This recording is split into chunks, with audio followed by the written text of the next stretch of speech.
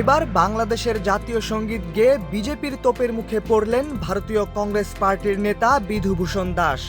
২৮ October দক্ষিণ আসামের Barack উপত্যকার শ্রীভূমি জেলায় আয়োজিত রাজনৈতিক সভায় বাংলাদেশের জাতীয় সঙ্গীত তিনি কেন গাইলেন, এর পেছনে কোনো উদ্দেশ্য আছে কিনা তাই খতিয়ে দেখতে বলেছে ভারতীয় জনতা পার্টি বিজেপির নেতারা।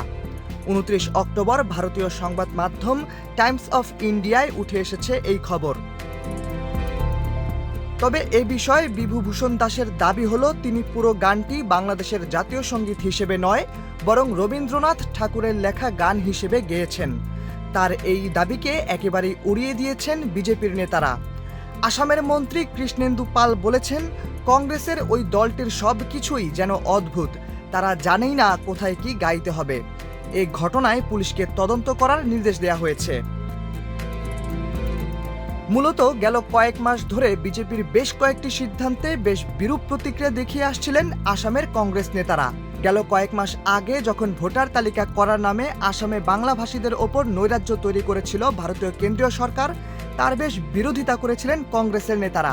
এছাড়া সে রাজ্যে বসবাস করা মুসলমানদের বাংলাদেশি বলে পুশব্যাক করারও ব্যাপক নিন্দা করেছিলেন।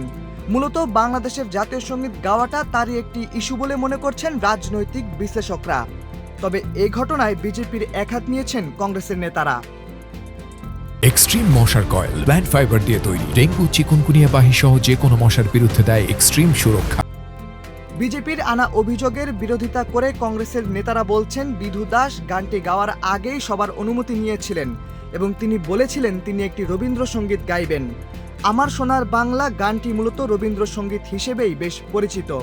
এমনকি তিনি স্বাধীনতা দিবসে ইন্দিরা ভবনে ভারতীয় জাতীয় পতাকাও উত্তোলন করেছিলেন।